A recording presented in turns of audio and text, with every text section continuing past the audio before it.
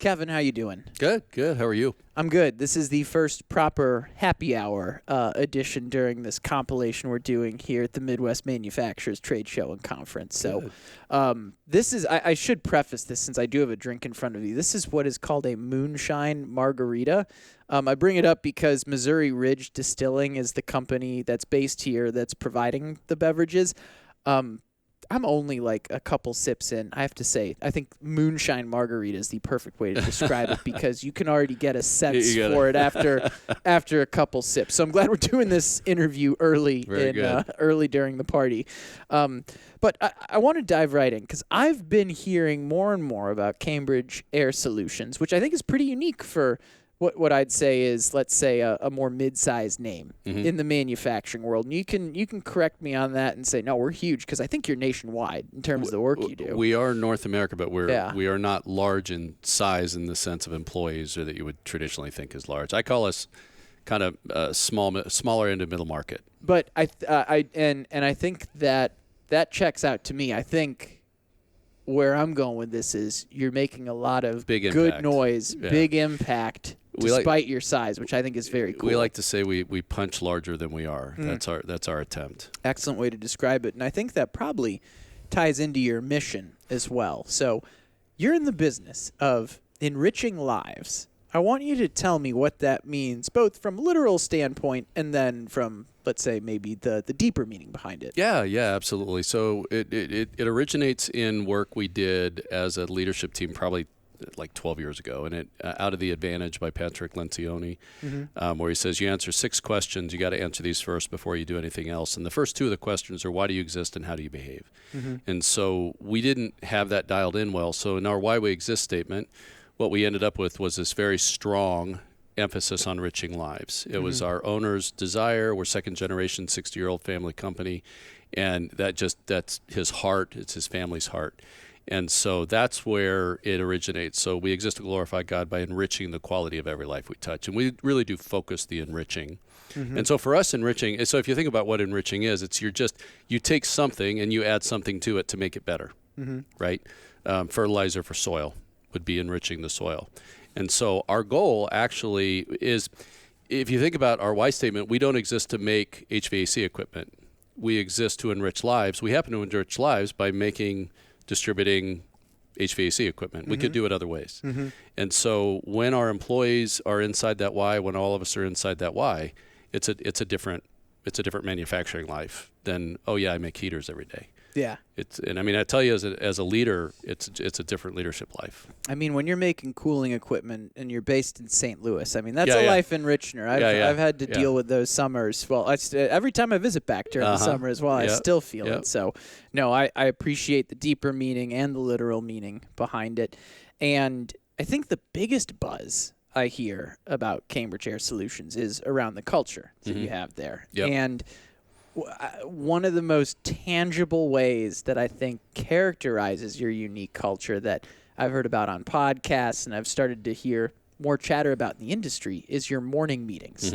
Tell us about your morning meetings, because, I'm not going to say any more on that. I want to hear it from you, and then I'll go into maybe other questions I have. Yeah, so the morning meeting's been going on now without interruption, including when we did a quick pivot during COVID to remote for a little while, for like 11 years, I think, or 10, maybe not quite that long, 10.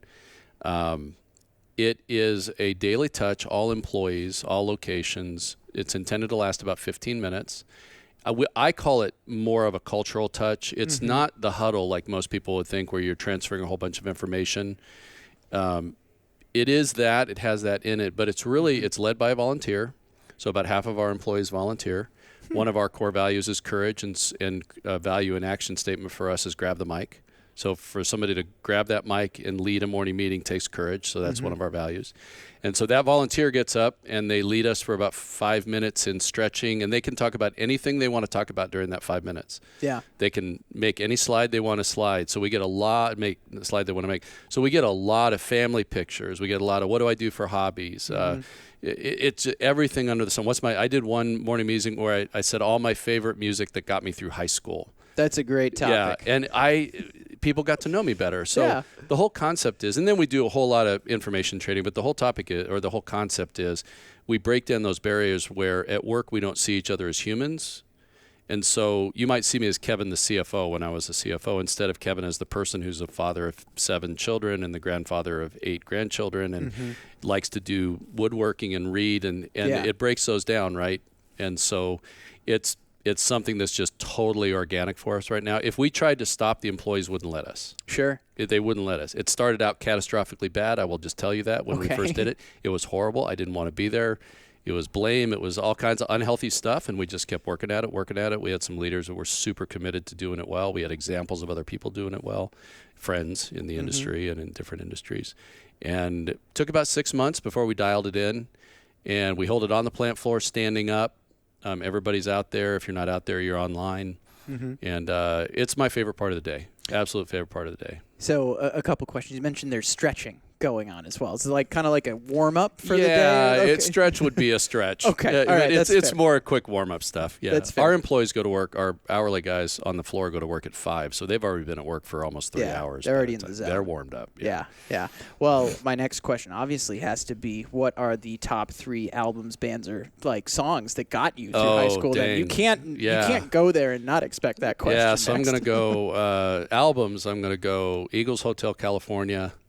Supertramp live at Budokan, or Cheap Trick live at Budokan, and probably Supertramp Breakfast in America. Those would be my 3 top that got me through kind of that. And it was about, my dad died when I was a senior, so there was stuff to get through when I was in high school. So those are big for me. You'll appreciate this. I just saw Cheap Trick a week and a half ago, actually. I'm jealous. You'll get a kick out of this. The minor league hockey team in Milwaukee has concerts on the ice, like maybe 4 or 5 times throughout the season after the game. And these artists are no slouch. They had and you're literally just paying for the price of a hockey ticket and you get a free concert. Yeah. So got to see a minor league hockey game, which is great because they're a little scrappier. They're in the minor league, so there's always some action. And then Cheap Trick comes out and plays a full hour-long concert after that. I saw Doobie Brothers like that at an NFL game. After an NFL very game. Cool. Yeah. Very cool.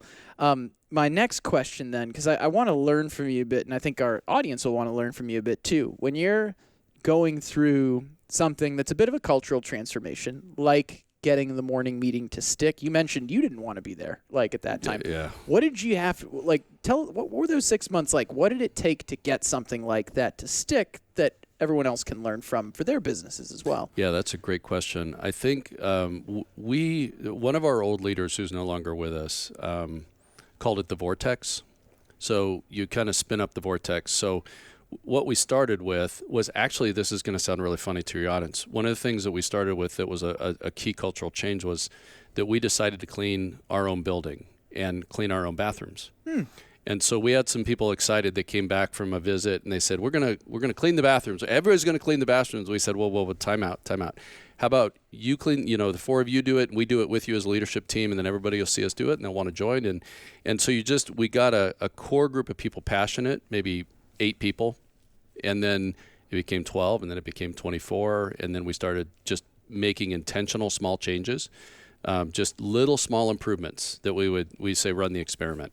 Yeah. And that's why I said about 6 months of that got us to the point where it's like, yeah, I think, people started wanting to be there. They saw it. We do gratitude as a huge part of the morning meeting. Yeah. Like people just grab the mic and say, what are you grateful for that day? It can be anything. Yeah. It doesn't have to be work related. But 80% of it's thankful for a coworker and something they did, right? Oh, that's great. I mean, I'm a gratitude journal guy as well. There you it's go. Like a gratitude journal. Great way to start the day. Probably one of the biggest impacts me personally with Cambridge has been the focus on gratitude in the time that I've been there. Just learning that as a person. That just being surrounded by people that do like you do, they gratitude journal, and I'm not that guy generally. So yeah. Well, it's very cool that an activity like that you said started 12 years ago.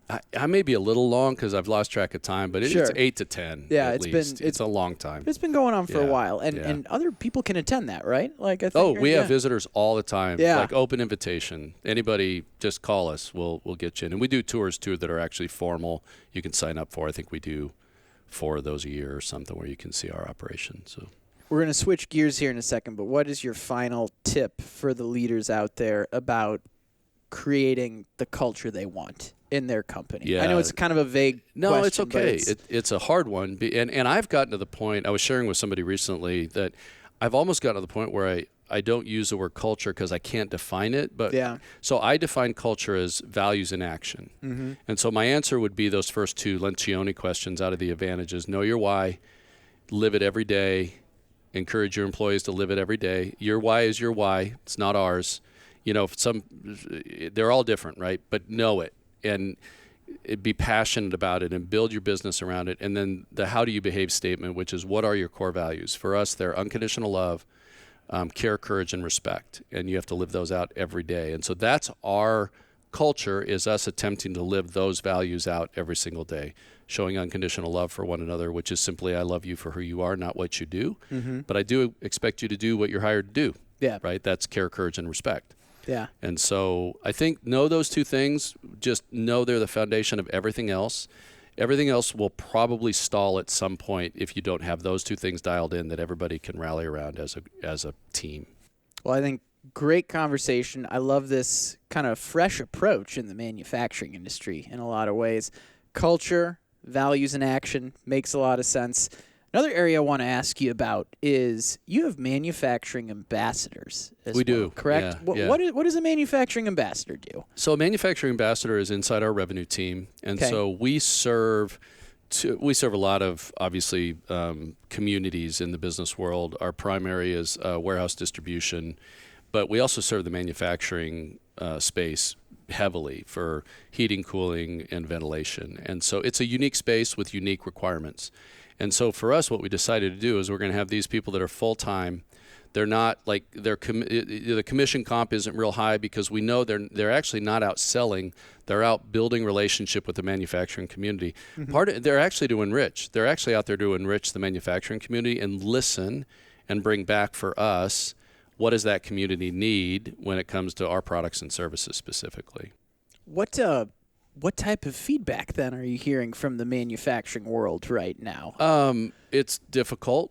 Yeah. I mean, it depends on the sector. Yeah. You know, some are hot and going great, and some are slowing down and getting a little bit softer. And I'm not as connected now because, you know, I've changed roles. We've talked about it a little bit. And so I'm not as deeply connected as I was to the markets. But I would say overall, if you made me generalize, I would just say there's kind of caution. There's encouragement about onshoring and stuff that's going on in the world that seems to be bringing manufacturing back to at least North America, if not the U.S.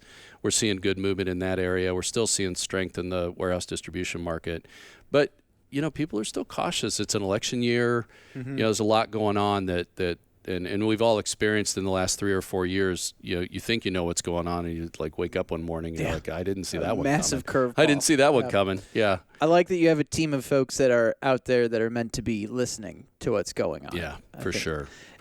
And you mentioned your new role. We talked about it off camera and off the mic, but I do want to ask you about it. So you, correct me if I'm wrong, you used to be the CFO, and now your focus is on like a mentorship role within the organization. How do you define your role today? As if you're having a drink with someone, right? So my title is leadership coach. I have 35 years with several companies, including Cambridge and COO and CFO, GM roles. And especially at Cambridge and with all the work we've done, my heart has turned so much toward leadership development and coaching and mentoring that I finally, about a year and a half ago, I went and said, hey, I think I'm ready to start transitioning a new season. I want to do this part-time, kind of figure out what that whole quote-unquote retirement thing looks like. And I would love to do that in a coaching capacity because I think we need it. We've been planning on it and hadn't funded it or staffed it. And they were like, yeah, who better to do it? Like, you know us pretty well. Yeah. So I'm actually in a part-time capacity now as a leadership coach. So I'm helping our HR. I'm inside our HR team now, off our leadership team. And I'm helping develop our standard work and our process around leadership development. We already have some in place, so I'll be like instructing with that. And then I do a little outside coaching as well. I've an outside client relationship, and I do a little bit of mentoring and some work in the not-for-profit world. But my heart's in coaching and mentoring. I love it. I just love it. And how long have you been in this role now? This role, not very long. I took a 3-month sabbatical in the fall, and I came back in January. So, So this is brand new. It's pretty new. Okay. I mean, I've been doing it in my other role, in my other capacity as CFO and a leader there, but officially in that capacity with that business card. What impact, then, do you expect or hope that this role accomplishes? Yeah, that's a great question. The goal is actually, I think all good leadership roles are to work yourself out of a job. And so my goal in the next 3 years, which is kind of my seasonal perspective right now, it could change, is the people that I get involved with coaching, I want them to be comfortable becoming coaches. And I'm using a specific methodology that I certified in. There's others, but the one I'm using that I'm bringing in, I want them to be able to do the very same thing and be comfortable as coaches. And coaches development, it's developing your players, right? And so coaching to make coaches is my hope. It's become a theme on the podcast lately about talking about working yourself out of. Oh, has it really? Yeah, it's been enough. Like I'm set. Like, and it's not just in terms of a leadership context. Yeah, either. Everybody should do it. Yeah, especially engineers have been talking about that too, or manufacturing managers. It's a total paradox because if you do it, you don't. If you do it, you don't. You don't actually work. You have more opportunity. It's just a weird paradox. It is, but it's I think a powerful thing when you're able to have the confidence. You mentioned, we were talking about that earlier, to adopt that type of mentality. Yeah, for sure. So we're going to finish on a little bit of a lighter note. I want to ask you, and I've been asking everyone this, like, what characterizes the manufacturing scene, manufacturing community in the respective cities where you're based and the broader Missouri community, Midwest community. Tell us what the manufacturing scene is like in St. Louis, Missouri. It's interesting. It's changed a lot. I mean, I would say if you go back to like 1990, probably the 20 years or so after 1990, pretty significant decline. We lost a lot of large manufacturers or larger manufacturers that declined in size or split operations up. And so large decline in that 20 years. And I think since 2010, there's been a pretty solid, slow, sustained recovery. And I think you're seeing it in a broader set of sectors, biomedical, healthcare services. I think we underestimate the smaller, privately held, 50 to 250 employees. They're the big part of the manufacturing world. We see that in what we sell. The 50 to 250,000 square foot buildings with 200 to 50 to 200, 300 employees. I think they're the backbone of manufacturing. Now you're seeing more and more of that, I believe, in St. Louis. St. Louis is a big community for family-owned, multi-generation manufacturing companies. And this people-centric approach is really, really gaining steam. I mean, we're part of AME, Association for Manufacturing Excellence, and we helped start a group in St. Louis that I think has 17 or 20 manufacturers in it now that are about that, about building out people-centric, cultures. What role has the Missouri Association of Manufacturers played as well in that? It's interesting. They've been fully supportive and integrating. One of the things MAM is doing is broadening its reach. It's traditionally been kind of a Southwest Missouri, and so I think I've been on the board for 6 years now. And so one of the things we've been very intentional about is reaching into Kansas City, reaching into St. Louis, reaching into Jeff City, the other parts of the state that aren't just Southwest. I think we're having some success. I think we're getting better, well known. Michael and his leadership and his team, it's just remarkable. I mean, they have such a love and a passion for manufacturing. It like oozes out of them. And you just want to be around them, and you want them to be part of whatever you're doing. And so we're deeply connected with MAM, not only through my board membership, but just whether I was on the board or not, we would be deeply connected because they're so aligned with the cultural pieces that we're doing, and they're so aligned with, our owner's heart for the manufacturing community is deep and real, and they share that. Last question I have is, since we've been talking a lot about mentorship, leadership, and manufacturing happy hour, one of the most common ways I'd describe it is that it's a leadership podcast disguised as a manufacturing podcast. So what would be your final piece of leadership advice for the audience out there? Oh my goodness. I've asked you some very unfair, broad questions today. Or maybe a piece of leadership advice we haven't gotten to cover. Yeah, it'd probably be along the lines of the things I do poorly. I think for me, what I've learned, and I haven't always been this way as a leader, what I've learned is leadership is actually about serving others. And, there's a term for it, servant leadership. That has kind of a religious connotation to it. Some people aren't comfortable with, but it's the concept of my primary role as a leader is to serve you and to help you grow, whether that's as a leader or whatever growth you want that to be. I think that's it. And that means courage, humility, all the things that are hard for us that are type A personalities. And yeah. And I think we grew up, especially people my age, that wasn't the expectation of a leader. And so I've really learned that. Most of my leadership growth, honestly, in a 35-year career has been in the last 10 years, honestly. Interesting. Yeah.